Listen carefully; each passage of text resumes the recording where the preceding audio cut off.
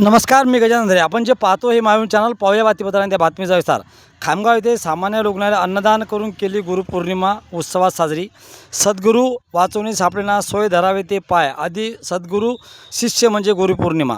गुरुपौर्णिमेच्या सर्व नागरिकांना शुभेच्छा.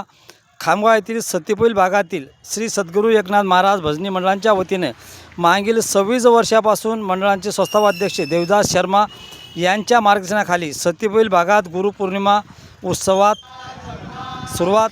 यामध्ये विविध धार्मिक व सामाजिक उपक्रम अखंड निस्वार्थपणे रामांचे नाव या प्रसंगी सामान्य रुग्णालय खामगाव येथे गुरुपौर्णिमाच्या निमित्ताने